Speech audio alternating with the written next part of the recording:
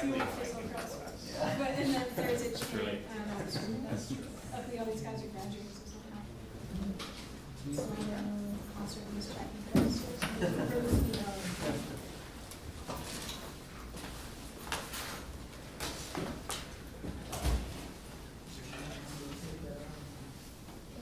All right, shall we get going? We have more or less a quorum here?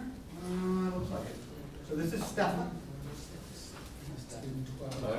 Okay, from Bluetrain Mobile, guy I've met through friends of friends. Oh, video, yes, it's on. Oh, Yeah, is it okay with you that we're videoing you? That's fine. Yeah. Recording you? Yeah. Okay, good. And they go. All right. Go for it. Terrific. So just in terms of time again, Peter, tell me. 2 o'clock, I think, an hour. Okay, great. And Q&A time? As much, Okay. in that hour. So Okay, great. however you want to So, mix yeah, that. so we plan to talk about, I think around, we'll see, 30, 40 minutes, and then we'll have time for Q&A. So hello, it's nice to meet you all. I've heard some great things about what you guys are up to this summer. Excited to be a part of it. My name is Stefan Borelowitz, and I am conductor and CEO of Bluetrain Mobile. And I'm here with Kit Sirota, who's going to be presenting with me. Kit has been working with me since the very beginning on Bluetrain. And we're going to divide the talk into 3 parts. First, I'm going to give you kind of an overview of Bluetrain Mobile. And I'm actually presenting at the Ad Club Edge conference tomorrow, so it's going to have a little bit of the brand story mixed in, which should be fun, even though it's not as technical as some of the other things we'll cover tonight. Then we're going to do a demo, so Kit will take over and he's going to show you what our platform looks like. And then we're going to return to, I'll share some entrepreneurial lessons learned. I've been an entrepreneur for 18 years in 3 different businesses, and Peter mentioned that might be helpful to you, so I will share 4 lessons from my own entrepreneurial story. And by the way, if you would like to ask any questions along the way, please feel free to stop me or Kit at any time. I'd be happy to entertain any questions you may have. Okay, great. So, as I mentioned, I'm presenting at the Ad Club Edge conference tomorrow, so you're going to hear a little bit of the branding story, but I think the branding is fun. We're really having a really fun time with this company, and part of it is because I think the brand has so much charisma. I usually present in a conductor hat. I'll be wearing tomorrow. Why not the engineer? Which makes it a lot of fun. But so let me tell you that you might be surprised to learn that the origin of our brand, and we are a mobile content management system. The origin of our brand actually has its roots in 1837, about 180 or so years ago. And let me explain why. So it was at that time that it would take literally days for you, if you wanted to get a message from Boston to a friend in San Francisco, or from New York to LA. And the fastest available option for you at the time was probably something like US mail that would take literally days to get from one side of the country to another. But around 1837, something really, really cool happened, something very dramatic. There was massively innovative new technology that was launched. And of course, what I'm talking about is the telegraph. So the telegraph, it's hard to imagine what it was like when the telegraph came out, but this was a really cool new piece of technology. And it was patented in 1837 by Samuel Morse. And the technology profoundly changed the way that, it wasn't just, by the way, it wasn't just about communication. It profoundly changed the way people thought about distance and time. So within a little more than 10 years, there were 12,000 miles of telegraph lines that crisscrossed the United States, which is a dramatic amount of infrastructure. So how was it possible in such a short period of time for this technology to become so dispersed all around the country? And as it turned out, this technology had a very important companion, and that was the railroad. So railroads were a perfect partner for this new innovative technology.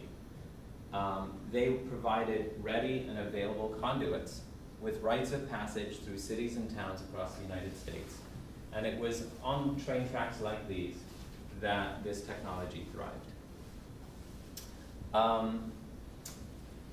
So it was really the inspiration between the historic relationship between the railroad and this new innovative technology that led us to choose our company name, which is Bluetrain Mobile. So today, in 2011, we are also in the midst of a very exciting and transformative technology shift. While the telegraph changed the way that people think about time and distance, the mobile phone is changing the way we think about location, where we are. I don't need to tell you guys that, because that's why you're taking this class. But it's really cool when you take a step back and think about the bigger impact. It's not just about the fact that we're walking around and holding our glossy screen and doing cool things. But really, we're part of this continuum where the idea of what it means to be in a place is changing. You know, are we here, you know, in this room? I mean, we are, and yet, because we're connected on wherever we go during our day, whether we're, you know, in a park, or we're at dinner, or we're on our way, you know, to see a movie, we are co-present. I really love this idea of co-presence. The co-present idea I read about in the New York Times. The idea of co-presence is the fact that because we're always connected to work and family and friends, we're co-present with each other. So literally, it's changing the way that people think about location. On a more practical level, as you know, it's changing business dramatically as well. And so it is in that area particularly that we're focused. So the advent of mobile is completely changing the way that people have to communicate using the web. And I know you guys are focused on apps. We're really focused in the mobile web space. And if you think of yourselves for a moment as a VP of marketing or as a CTO in a large corporation, you all of a sudden need to dramatically adapt your whole web strategy. And from our perspective, it's the website itself that is now becoming, is almost unusable on mobile. Even if your website is technically and functionally capable of operating on mobile, it's too small to read, and you've got to zoom every page. So you might think that it's very easy to just take your website and make it work on mobile. Something very simple. Well, there's this big thing, and it works just fine on the big browser and on my laptop. And I'm going to make a little thing that looks just like it, and it's going to work just fine. And as it turns out, it's not quite this simple. And that's really why we're around. Let me give you a better analog. So this is a 1967 Shelby GT500. I'm betraying the fact that I'm a bit of a car buff. But it's a good analogy, good analog for the mobile industry, and a better one than the fish. So you might think of this particular car as having the brand attributes of sporty and cool, and the functional attributes of high performance and fast. If I wanted this car to be much smaller, for example, if I wanted it to be less than 30 pounds and about 3 feet long, I might think of this. I managed to find a Ford GT500 pedal car. For those of you who aren't familiar exactly with what this image is, you can actually sit in it and pedal. It's probably about this big. Now, this is actually a smaller version of the GT500, but it no longer meets my brand and functional requirements. If I tried to drive this car to work across Cambridge, it would take me hours, and I think I'd end up looking ridiculous. So you can't just shrink what you have and expect it to work. In fact, what you need to do is you need to completely rethink your functional requirements in a more compact way. So let me show you a better version of shrinking the GT500. and that's this. This is a pretty cool bike. It's a Trek bicycle. It's pretty current. I just noticed it's a fixie, for those of you who are gearheads. That means it only has one gear, but that's not that important. What's cool about it and what's important about it is it is a smaller version of the GT500 with the same brand and functional attributes that I was just talking about. It has the brand attributes of high performance, of sporty and cool, and it has the functional attributes of high performance and fast. And it's actually useful at under 30 pounds and only 3 feet long. So in a similar way, we need to think about completely rethinking functional performance attributes of how we're going to make mobile websites useful as we go from a regular website to a mobile website.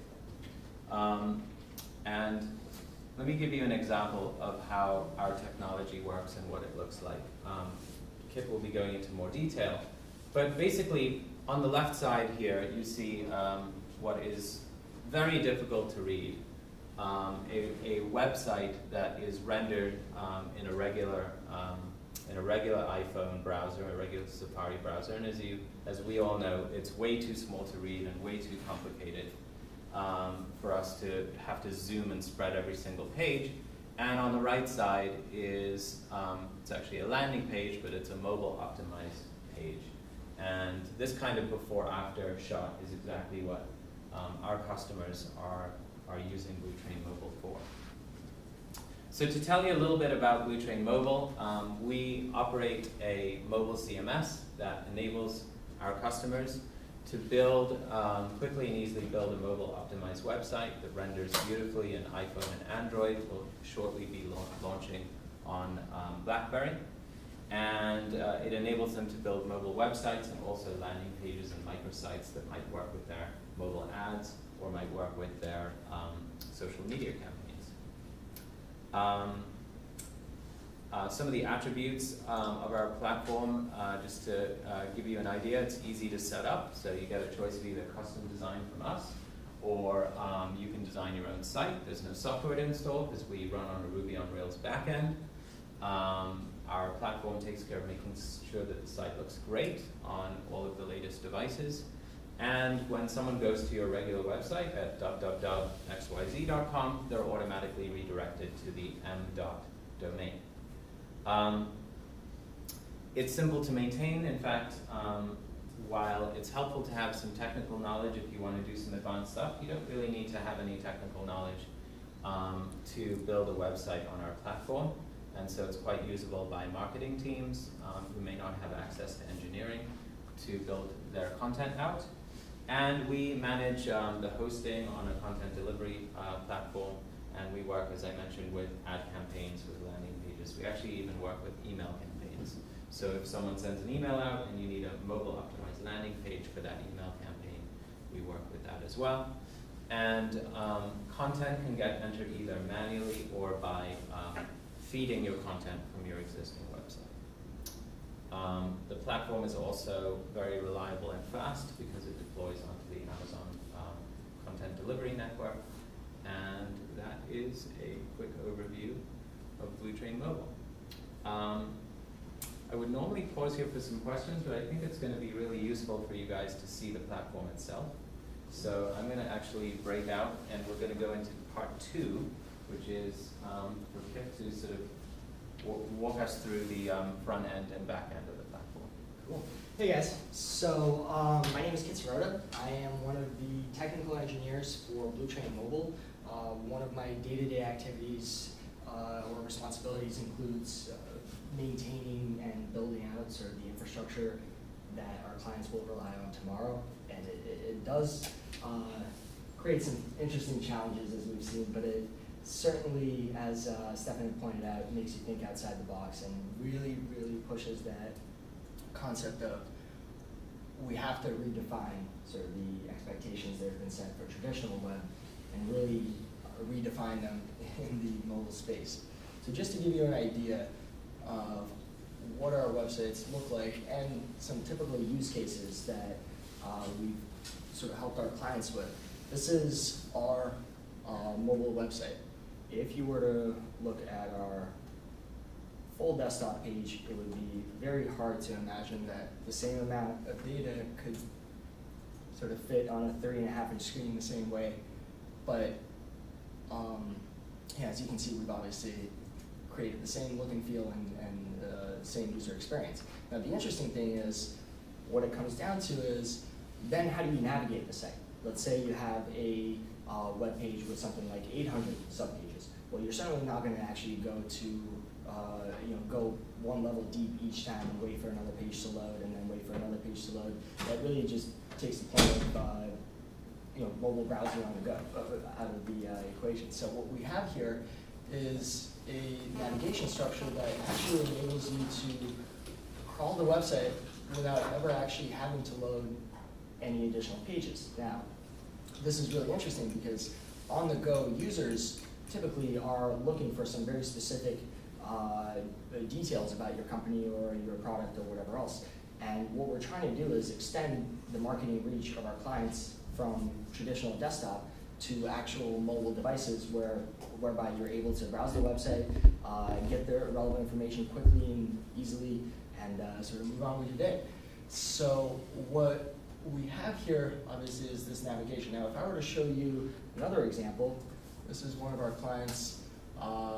It's the Business School of Northeastern University. Now, should I go through the, yeah, so if I were to show you the use case of, if I wanted to find a MBA program, I'd have to go through here, then find something, maybe MBA Career Center, then try to, as you can see, it's an experience where I would actually have to wait for the page to load each time, and within a 3.5-inch screen, or in the context thereof, it's really a task that's not ever going to happen. So what we're going to look at here is how the same exact process would take place on Northeastern's website that's optimized for mobile. Let me just see if I can pull that up.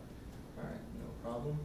Just go to the sample sites, and there we go. So in the same exact use case, if I were a prospective student looking for a graduate school program, and I was looking for an MBA program and maybe a high-tech MBA, and as you can see, what we have done is not only made the user experience and information easier to find, it's actually easier to find than on the desktop site, which makes it really, really impressive.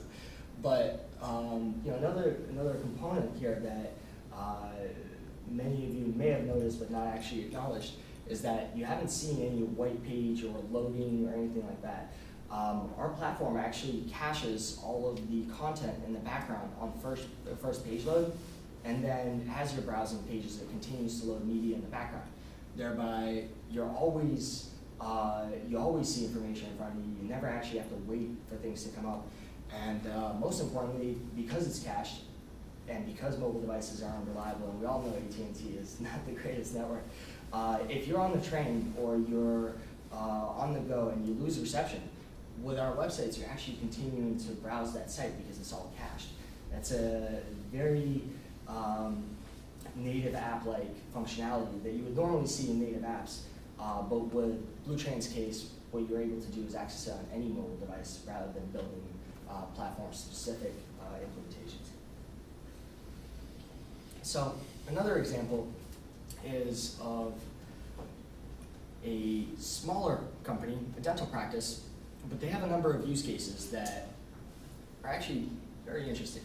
For instance, what does a mobile device allow you to do? Well, if I'm here and I need to get somewhere else, my phone knows where I am, which means that unlike going to your computer and printing out Google Map directions or whatever else, I can literally just click directions here and it'll navigate me to the practice or where I'm looking to go with one click. Now that's something that is, in this particular case, because it's not an actual device, it won't navigate, but nonetheless, that's something that has never existed on desktop browsers, but it's a new paradigm that we've reached with mobile devices that we're able to actually exploit and and use to a marketing advantage. Similarly, request an appointment allows you to add directly to your calendar, which then syncs up with your Google account or whatever else, and again, you're integrated into the cloud. It's a much more sort of interconnected architecture. And of course, finally, call, since you're already on the phone, and mobile web is pretty much the closest you can get to a phone, clicking call will actually call the client. So it's little features like this that just take advantage of the native capabilities of the phone and leverage them to, for our purposes, to market a product or a client that have really sort of stood out to us. That just about wraps it up. Do you guys have any questions or, go ahead? Yeah, are you actually making the stuff on the phone itself, or are you just making a website that's mobile friendly? So and I'll go into that in just a moment into the back end.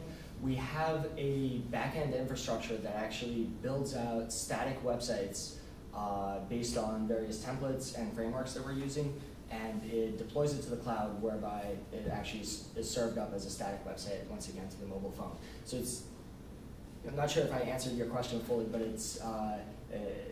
we have what you would call a black box that generates some static files for you, and you never actually see the code. You see the pages that you're building. It's more a visual approach to design rather than actual back-end code. Is that? No, but is it actually like you're just making a mobile website? Like, But that's correct, right. it's just like this is all like done online. That's correct, yep. Okay. Is there an app that you need to install on the phone to get? There's no app.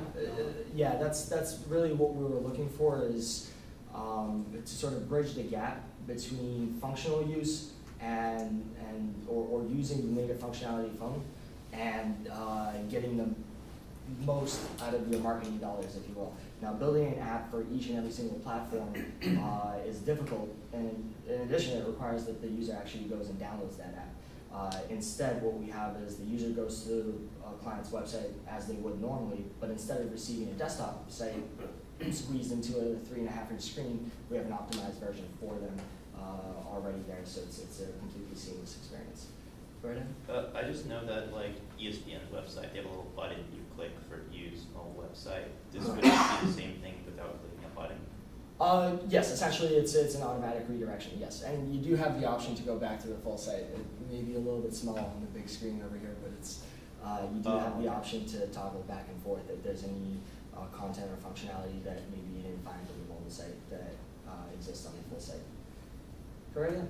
Yeah, so with this service, this for 10, they build this, that's great. They don't want to deal with the mobile app or the mobile. They don't want to customize in the future. They like the way it looks.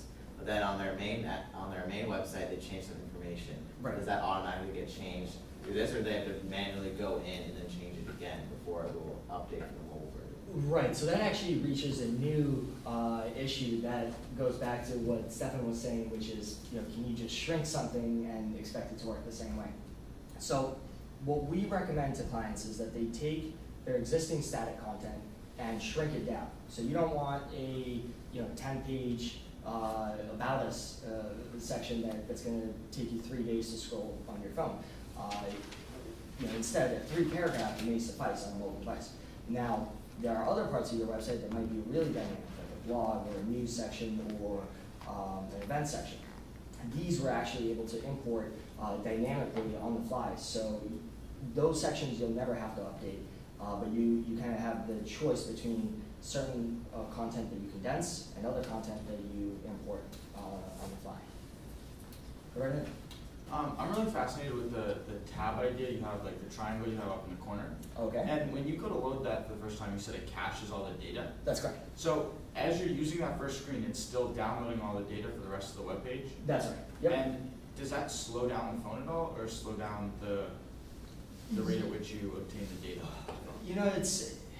It's a trade-off. So yes, there is some additional CPU power that you're using on the phone. Right.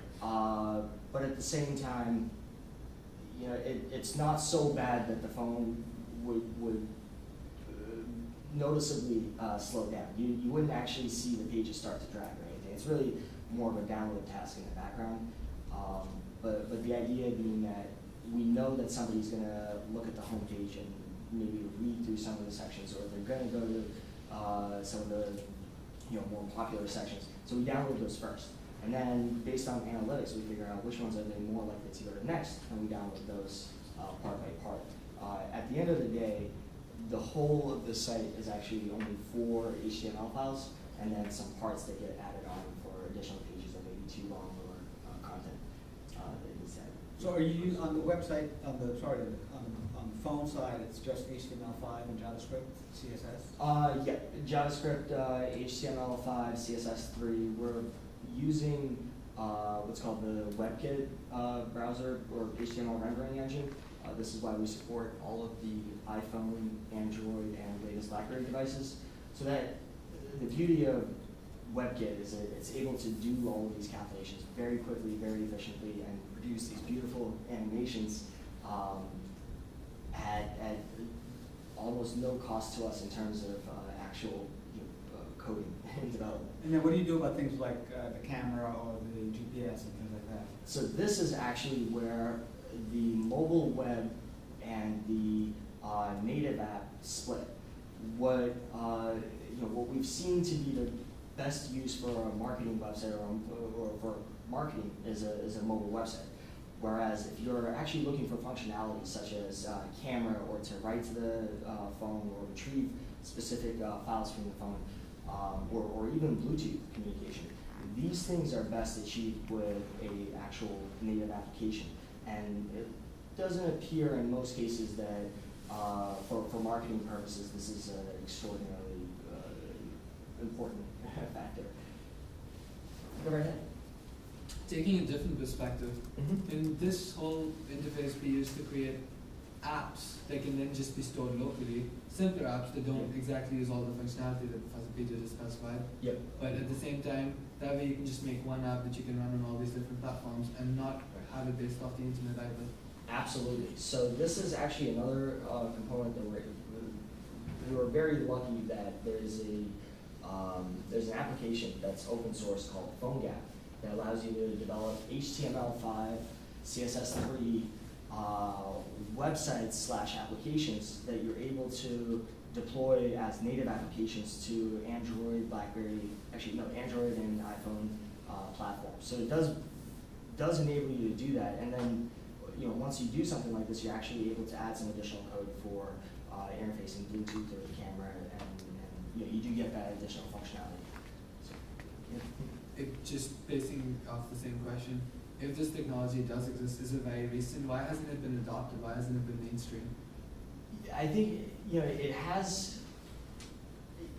It has its uses, but at the same time there are certainly challenges that are met with.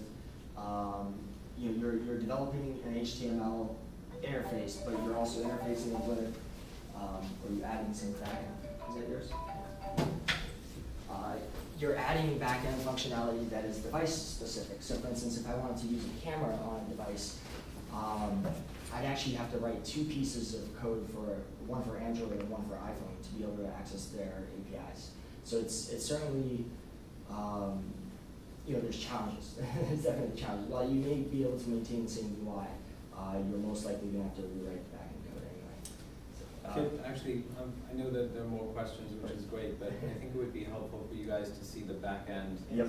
and that will help inform some of the questions you have. So Absolutely. if you can do just a quick overview kit of each tab, and then maybe do a demo of creating a new page. Absolutely. So this is a little bit hard to see on the projector. It's a little bit washed out, but what we have here is the back end to Bluetrain Mobile. This is where the magic happens, essentially. You have the top level pages and a hierarchy going down. In order, it's a little bit hard to see here. Can you reverse video? Yeah, exactly. Tricky. Control Option Command 8. Option Command 8. Control Option Command 8. Yeah. Oh, Command- okay, that works. So, wow. Learn something You new learned every it day. here, right? There we go. So if I were to add a new page, it's very straightforward, exactly what you would expect from a sort of WYSIWYG interface. Oh, did I misclick that? Oops. All right, if we were to go to, this was another demo I was doing for an e-commerce company the other day that was selling baby toys. Same exact thing that you would expect here where, go on, it's still loading. Yeah, your page layout. Let me try to switch back to that 8.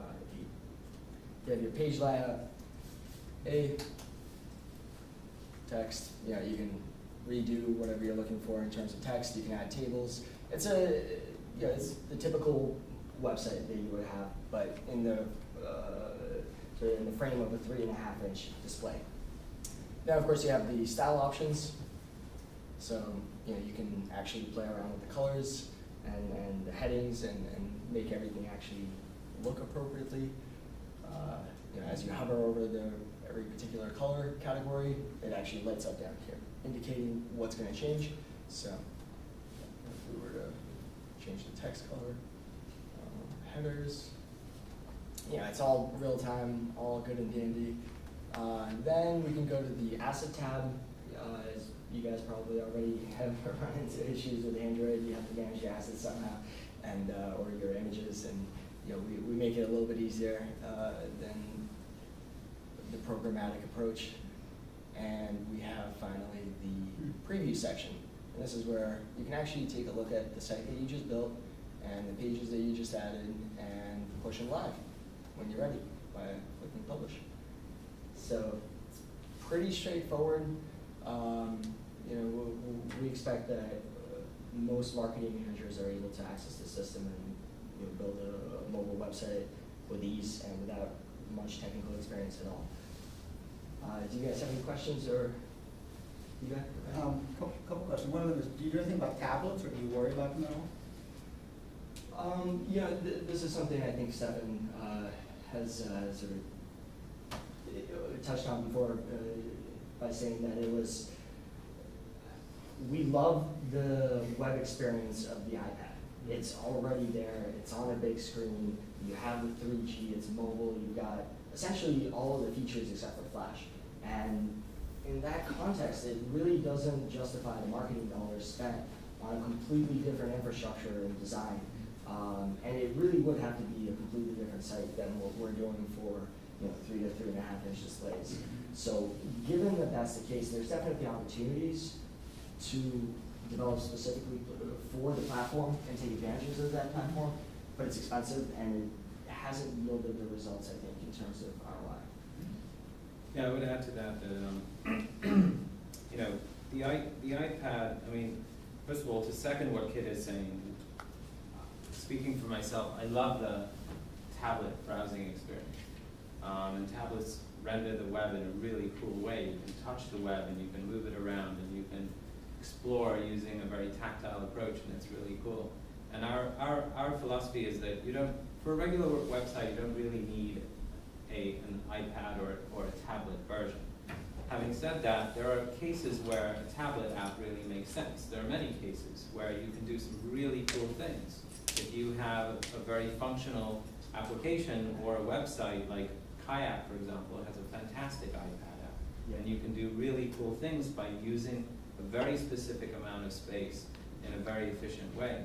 Another example is actually for publishing. So it's an amazing experience to read a magazine on a tablet.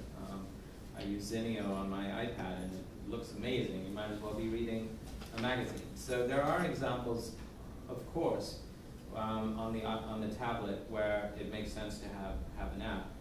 But we think that the primary marketing challenge that, say, a VP of marketing is facing as it relates to mobile is not that their site doesn't look good on a tablet. That's easy to fix. Just get rid of the flash. You get rid of the flash and try to look at it on a 3.5-inch screen. It's still not going to look good. So that's the problem we're tackling. What involving how much effort is required on the part of the clients in terms of actual web design? Because from what it seems like you just had a page. Now, what about all that complex stuff like the JavaScript and all that hard stuff? Would you guys take care of that, or would they have to work through all that stuff?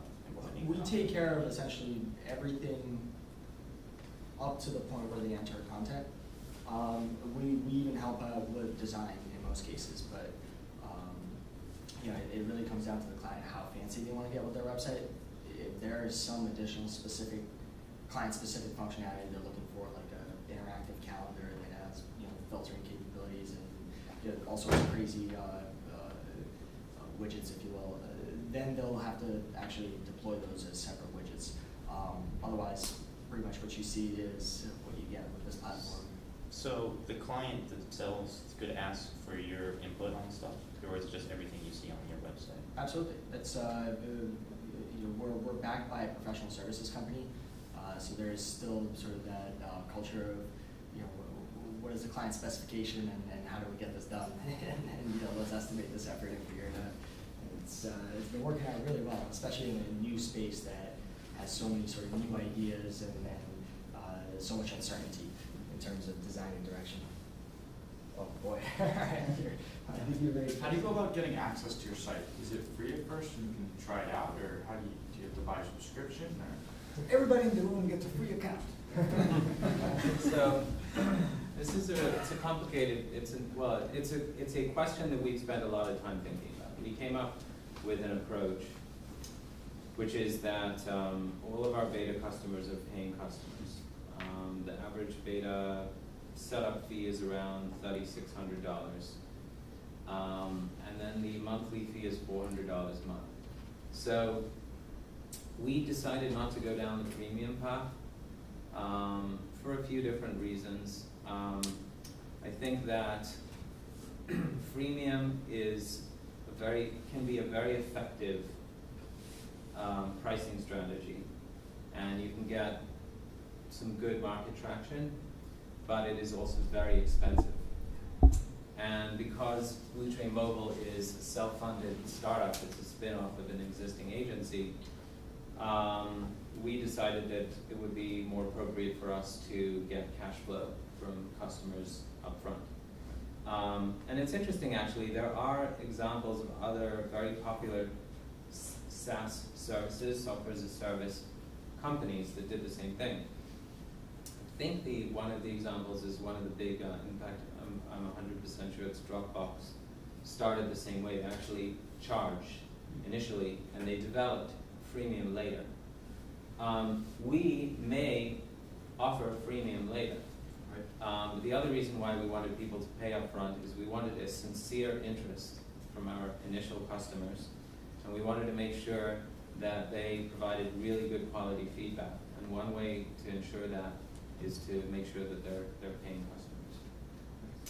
Having said that, there are lots of examples. I know you guys are in the process of developing an app of your own, a mobile solution, which is an app, and there are many successful examples of companies that have taken a freemium approach, particularly in the app space.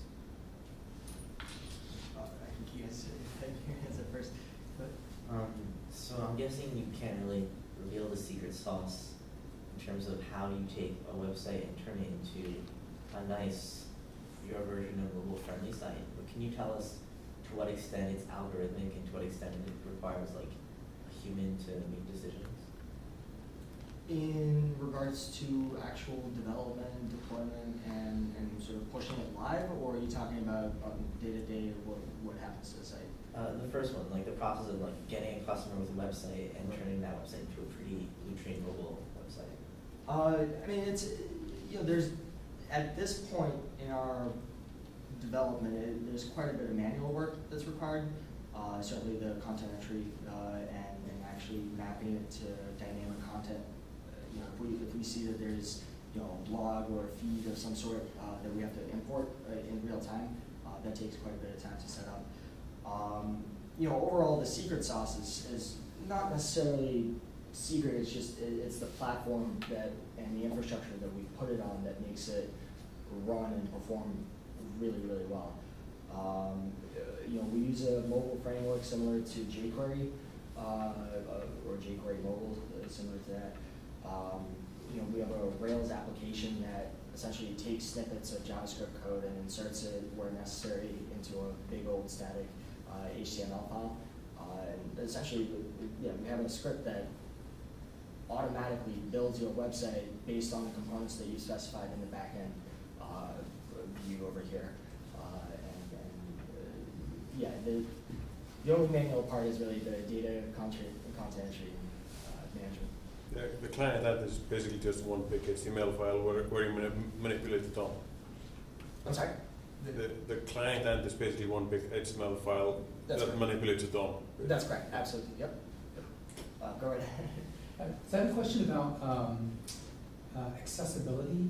Yep. So it's interesting, if you've got everything in HTML with JavaScript and all this other stuff, that could make it difficult for people that have disabilities to use. I know on the web, there's sort of standard approaches to handling accessibility. I've never even thought about accessibility issues on mobile. I wonder if you have. I have thought about it a little bit. One of the really cool things about the iPhone, I'm not as sure about the Android, is that the iPhone has built into it some really cool features for accessibility. And so you can change the mode of the phone completely into an accessibility sort of compliant mode. And you may be familiar with that. And Safari is part of that. So it's possible to use the phone in that mode. How it works within the context of of these panels that we've created is a really good question that I'm not sure about.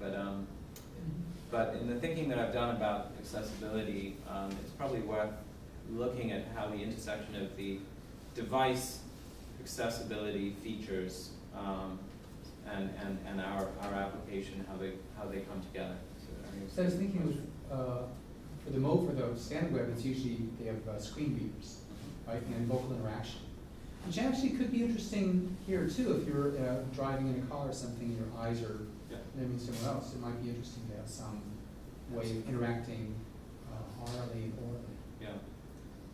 Yeah, luckily Apple itself is taking care of a huge amount of disability compliance, capability just built into the device, and I would imagine that Android has as well. I haven't explored those features, and how it impacts the browsing experience is a really good question. Did you still have a question? Yeah, so you mentioned the screen size a couple of times, 3.5 inches. I was wondering, is there a specific screen size, like a number of inches that you actually tailor the page down to? Are there different number of sizes? Actually, right now, what we're going off of, and this is kind of counterintuitive, but we're going off of aspect ratios and screen resolutions. The reason we go off of screen resolutions is we really need to optimize the images that you see on the screen to actually fit within that screen. And our job is to ensure that you're not downloading too much. You're not going to ever see a 720p image that's compressed into the size of a second button. Then you'll be sitting there waiting all day for the site just to download. From the standpoint of that just go ahead. Sorry, I lost track. So all your optimization takes place on the cell phone, none on the server? No, it's all on the server. I'm so sorry. It's all on the server, Yeah. so the image will be compressed on the server Exactly, before yeah. it comes to your cell phone. Yep. Alright, and one more thing, do you guys have a landscape view? Yes, we do. Yeah, but it's it's still in the works across platforms. For instance, this is why I went into aspect ratios and resolutions. The BlackBerry resolution is not much different than that of an iPhone 3GS. The trouble is the aspect ratio and sort of the fact that it's always landscape, right? As long as we can stay within the same aspect ratio across all the devices, we're okay because we can kind of design for the same box, if you will. But when it comes down to switching from landscape view to having devices that are landscape only, there's definitely challenges there, especially with BlackBerry. Great. I want to transition in a couple minutes to part 2, where I can just talk about some entrepreneurial lessons learned. Maybe we'll take a couple more questions and then we'll proceed if there are some. Yeah. To what extent, Brandeis is a big website, there's a big about section. Yeah. If I wanted to have a Brandeis Bluetrain app, would I be copy and pasting that text off the website into here, and so if that changes, I have to come here and change it here too, or is there a way to grab the content? So, yeah, content comes from 2 places. Let me just go back and show you guys. So basically, there are two methods of entering content. The first is manually, And our philosophy on manual content entry, which goes into this sitemap here, and it's collapsible and expandable, and you can drag and drop pages up and down, is that a typical mobile page should have between 70 and about 110 words. That's our guideline to our customers. Whereas a typical web page is often 250 to 400 words. So looking at the example of Brandeis, there would be two things. It's very similar to the approach we took for Northeastern University. There would be two ways of thinking about content that would go onto mobile. First is what content needs to be rewritten, and also what content is even appropriate for mobile. So I'll use the case study of Northeastern to illustrate the point. Northeastern University's College of Business has an 800-page content managed website. Their mobile site is really only about 40 pages. And the purpose of the website, the mobile website, is primarily to tailor to new students who are interested in browsing the programs. Although there's some functionality for some existing students to view campus maps and get phone numbers and things like that. We will be adding a faculty directory, for example, which will have office hours, phone numbers, email addresses. So there's one part of moving like a university like Brandeis onto a mobile website is figuring out what's relevant to the mobile user. And then once you've figured out what's relevant to the mobile user, then figuring out what content should be rewritten for mobile, because we need to reduce it to 70 to 110 words on average per page. And also what content should be dynamically fed. And in the example of Northeastern University, which I'll show you guys, we have, let's go there. We have a feed that comes directly off,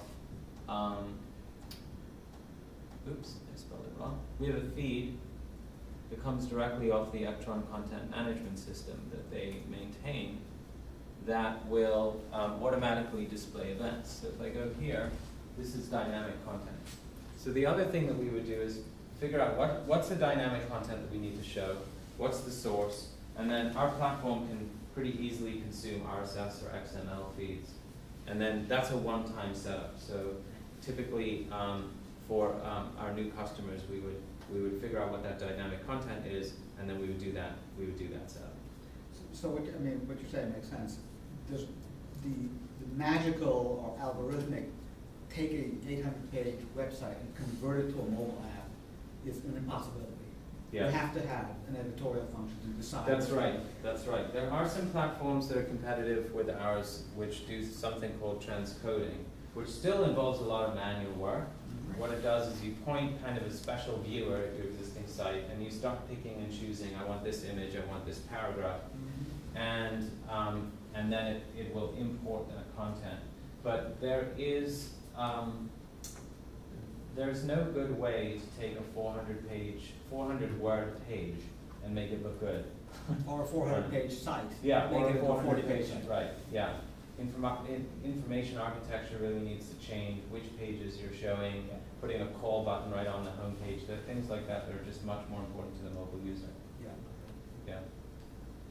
And then, last two questions. I was just wondering, Mark, with these two very different technologies, the bigger screen and the mobile devices, do you see these kind of programs, like the ones you have for porting between these two technologies, as something that's required, or do you foresee a standard for like minimizing? Sure. Like in HTML5 or something like that, where you have a smaller version pack. I think you're sort of asking the question of like because I think what you're getting at, if I'm not mistaken, is that this isn't a best practice. Like, no, it's a reinvention of the web, definitely. It's the restart of the World Wide Web of sorts in your like palm. Yeah. And while you have these two different like resolutions of you can't display the same material like your customers are experiencing.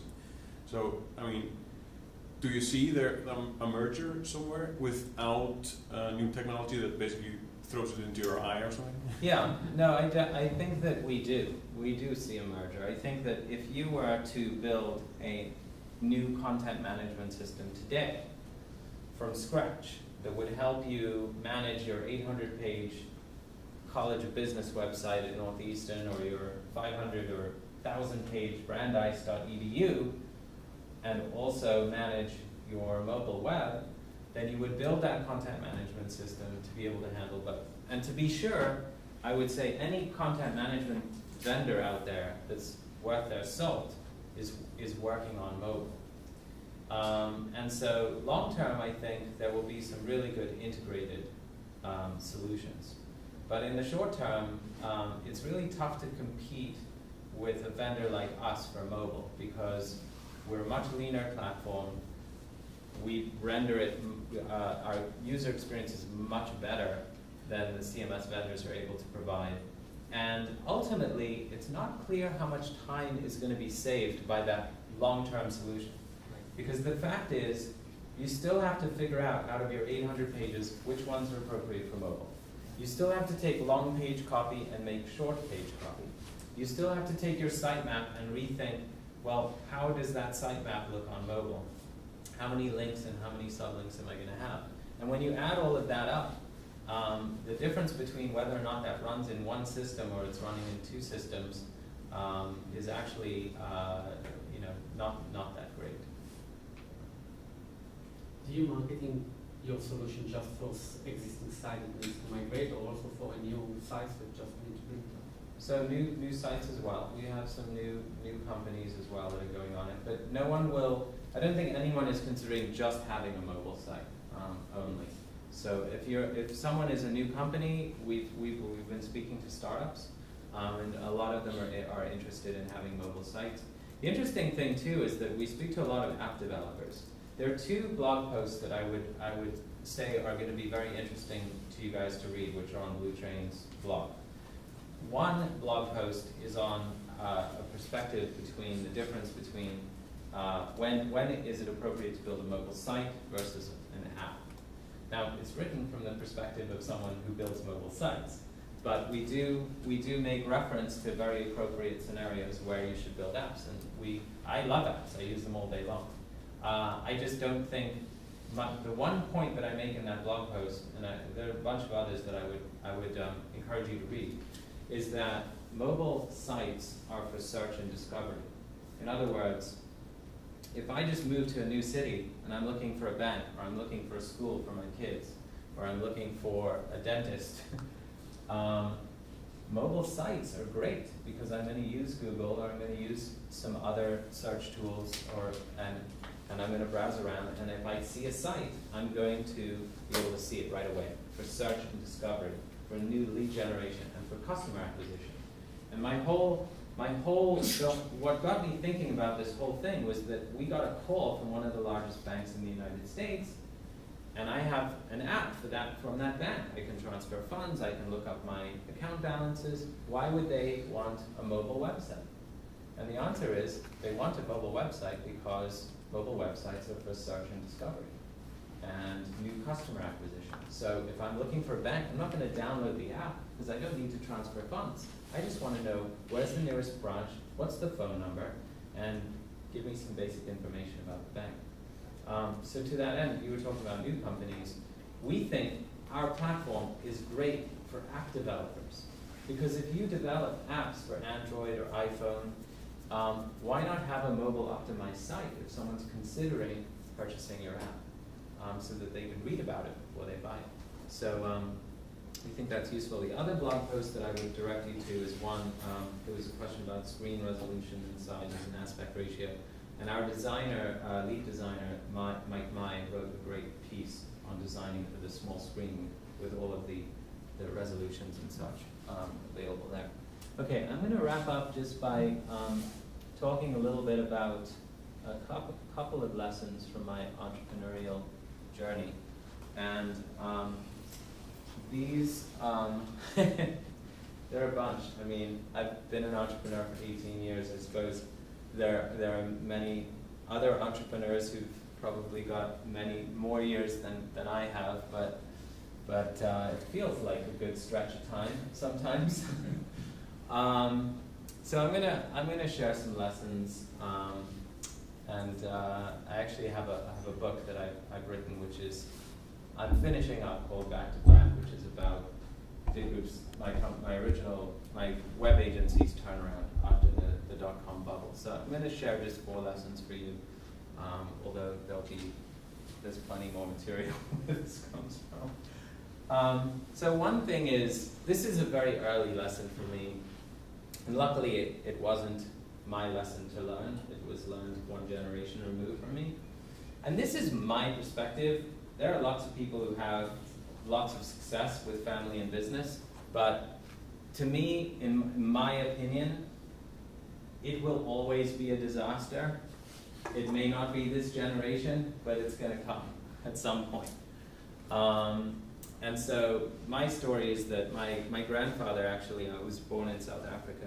My grandfather founded a company called JBS Motors, which eventually became National Springs in South Africa. It was the first original equipment manufacturer on the continent for the automobile industry. And they made springs for many years. And my dad worked for his dad. And he did it in high school. He was on a drill press, which is like this big machine that's got this giant drill, and you pull it down and it drills holes in, I think probably in leaf springs, right? Because you got to put the bolts through the leaves. So he was on a drill press in high school.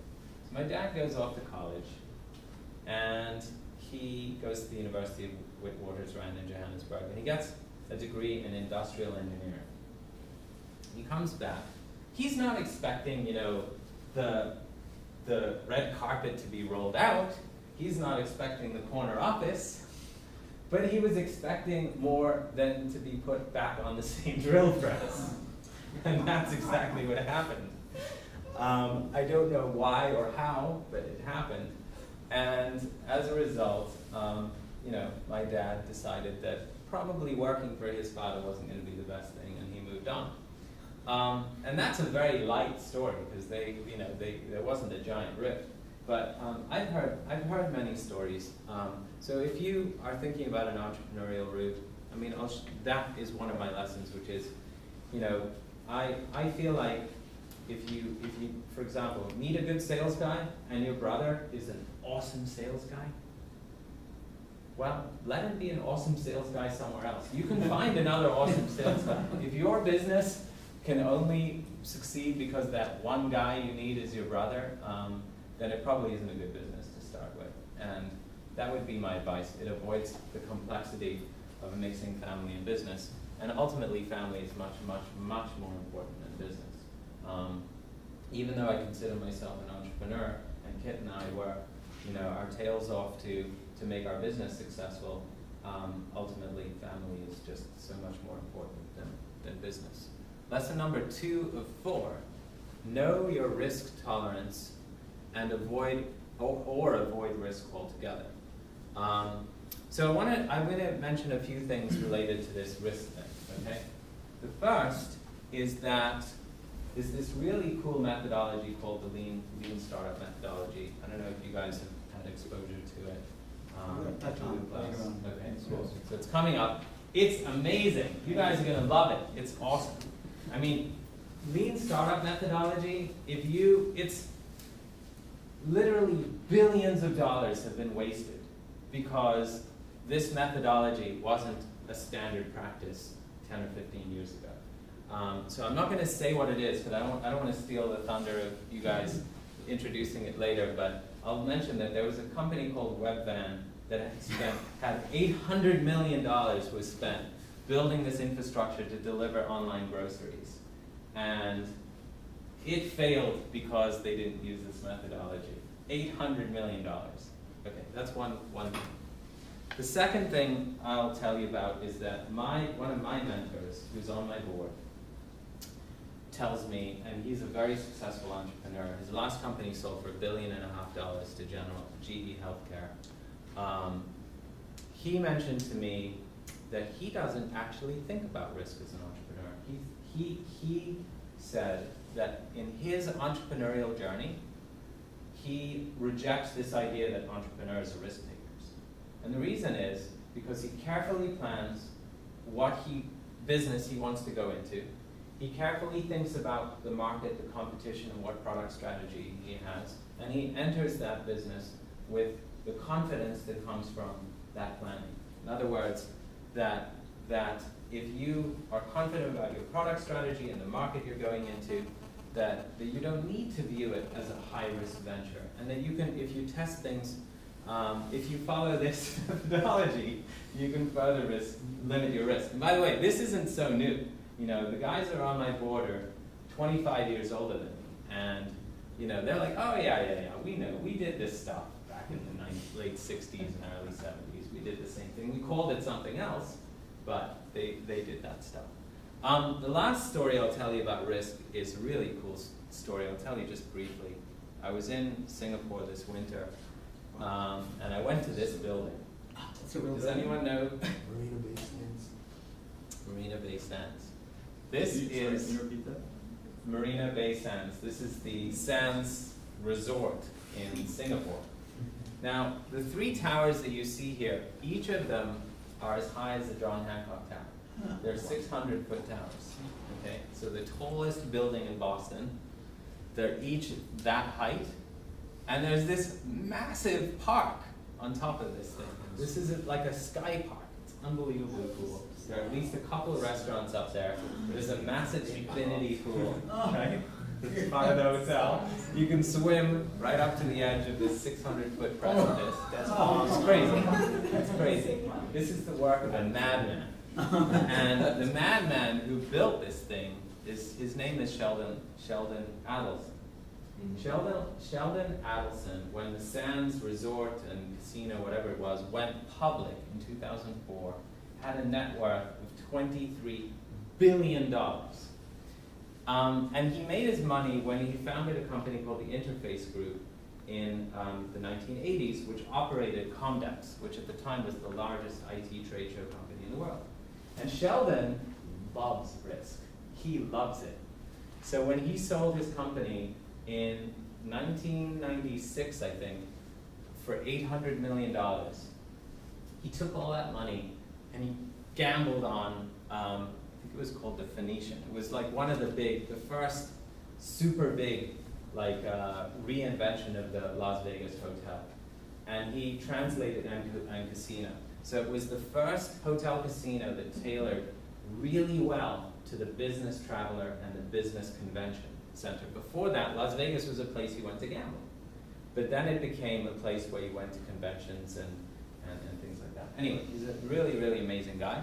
And the reason why I mentioned this idea of risk tolerance is because on the one hand, I have a successful entrepreneur on my board who says that he never risks anything.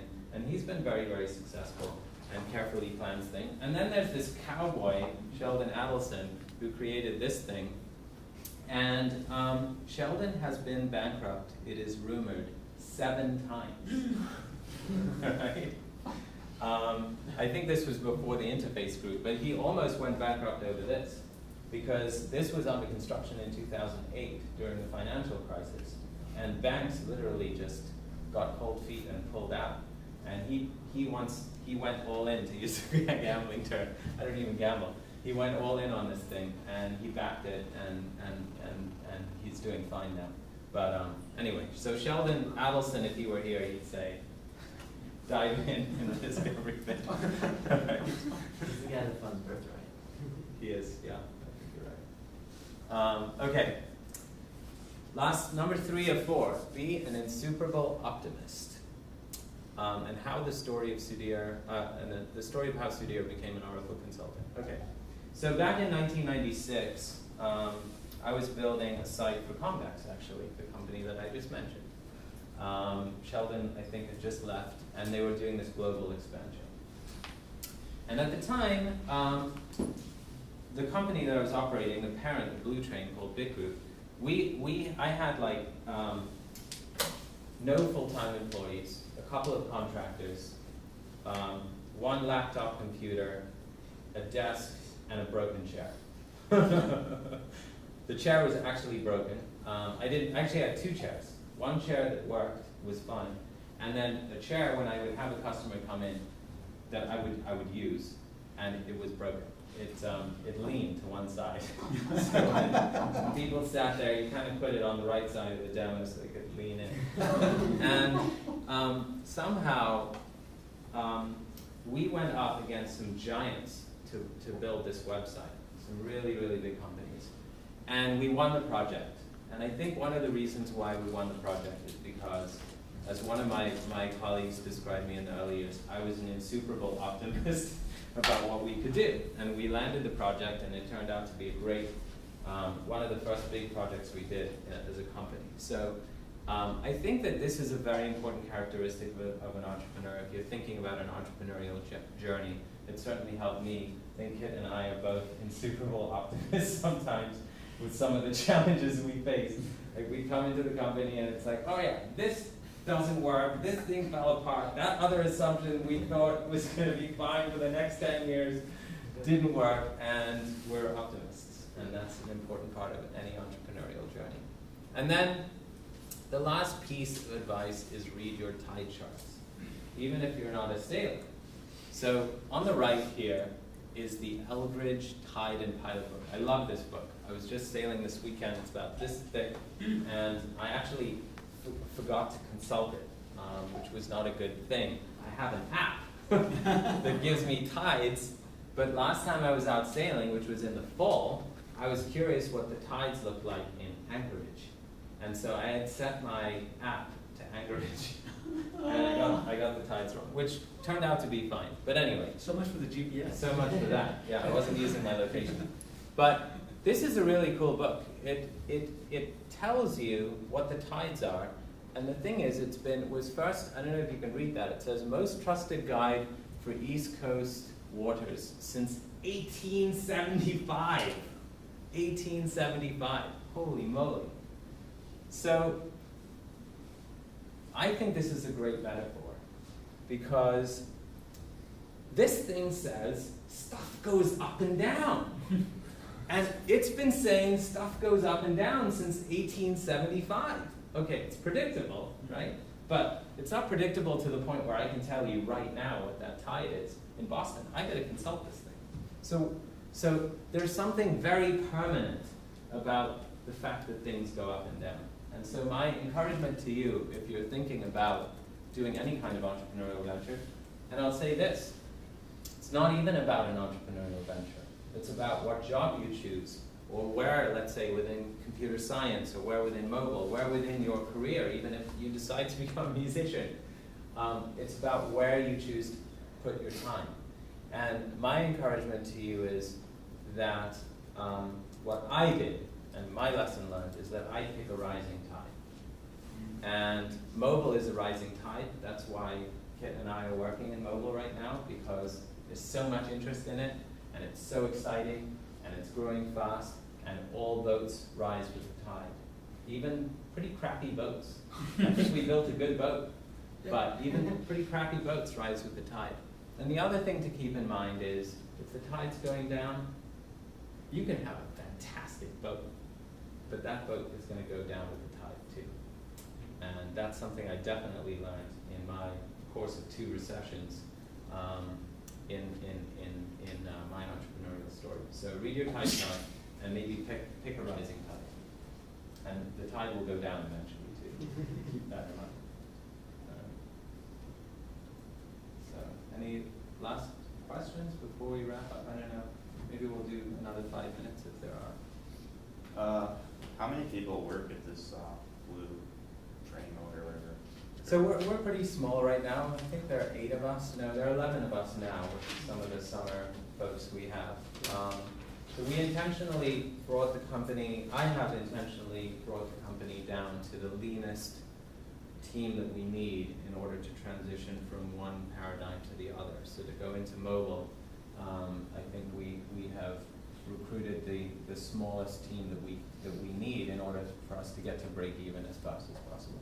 And do you guys do a lot of working together, or are you doing mostly individual tasks? Like how do you divide up who does what? I think pretty much almost everything we do involves some level of teamwork. There's for sure individual contribution, but there's a huge amount of teamwork, huge amount. And honestly, a lot of it comes down to the fact that, you know, we kind of have this giant room for an office, kind of maybe a little bit bigger than this room.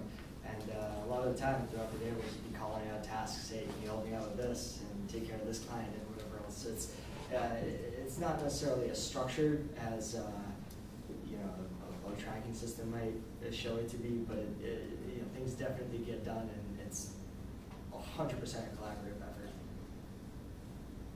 To open a business, you need to have some funds. Can you tell maybe a mini story about how, so you have an idea you want to turn into a business, but you need the resources. Yeah. And what will the path that you give?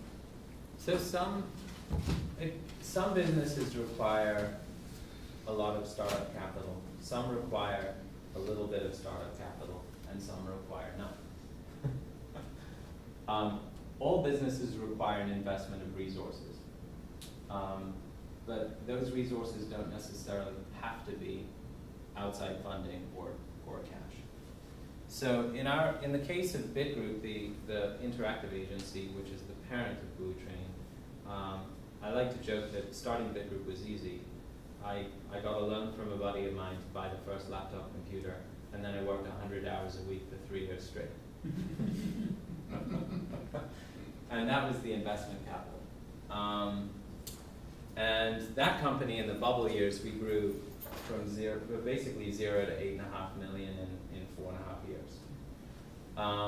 And that was all self-funded capital. Bluetrain Mobile is also self-funded. It's funded out of Bitgroup. So we put some of our time and energy. It's mainly time, but it's for sure cash too. Cash from operations go in. So I haven't quantified the amount that we've already invested. But if we were starting from scratch, it would have been, you know, a few $100,000 of startup capital. And sorry, your question was just related to generally cash. I mean, and I'm sure you guys know this, but there are lots of ways to do this. And what may surprise you, though, is that a lot of people say, I want to start a business, I need money. And that connection is almost always made, is in many cases made, without the thought of, oh yeah, what do you need the money for? Right? Do you really need the money? Or do you need an idea and a customer and a product? And in order to get a customer, when we first started with Bluetrain, we had no code. I had a PowerPoint presentation. And I called some people I knew and I said, this is what I'm thinking about building. If I build it, would you buy it? And I got a customer with no cash up front because they said, oh, I like what you're showing me in this presentation, I would buy it. And I said, well, if you would buy it, would you sign a contract? And they said, okay, I'll sign a contract. And I gave them a contract, and there was no deadline for when the product would be released. They gave an approximate time frame. So getting a customer sometimes can be very cheap or free. Basically, it's an investment of time. And then we just started building, you know, a very light product, self-funded. Great. Considering you were willing to mention how fast you rose with the tide, do you know what happened to the bubble burst? What happened? Well, a lot of the tide went out. A lot of, I mean, I could show you, you know, a slide from our competitive research back in 2000, and every one of the companies we were looking at went out of business.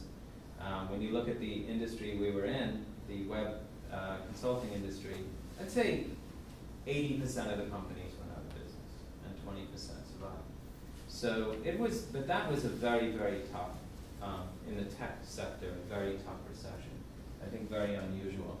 Like in the latest recession, 80% of one sector's businesses certainly didn't go out of business. But the downturn was very difficult, and it hit technology really hard because the original internet bubble was so big, and there was so much investment that there were a lot of companies went out of business. And so our revenues went down dramatically. We went down like 80–90% within like 3 years. and then we turned it around from there. When do you predict you will reach your breakpoint? Our break even? Yeah, break So we have a business plan and it has a set of financials with a bunch of assumptions. And those assumptions tell us that we'll be break even middle of next year. Now we could accelerate that a little bit. I'm actually thinking about bringing in some outside funding now for the first time because we've built the foundation and it will help us to accelerate our go-to-market strategy. But I think middle of next year is what our plan shows. Yeah. One last thing I would mention is that we are going to be, over the course of the next year or so, we're going to be hiring from time to time. We're actually looking. We have an open position right now for a software engineer. We have interns who intern with us. We sometimes bring on people part-time. So if you guys think Bluetrain is of interest, we'd love to hear from you at the right time. So feel free to email info@bluetrainmobile.com, or we can leave some business cards. Yeah, I'll leave a couple of business cards over here if you guys wanted to reach out to us. Feel free. Good. Thanks a lot. Thank you.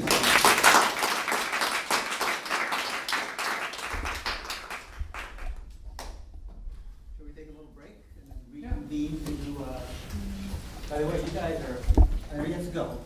If you're interested in Agile and Scrum, Yeah. right after, these guys are gonna present on what they're doing. Oh, really? You're welcome to stay. I would love to. I've got a demo at 3, but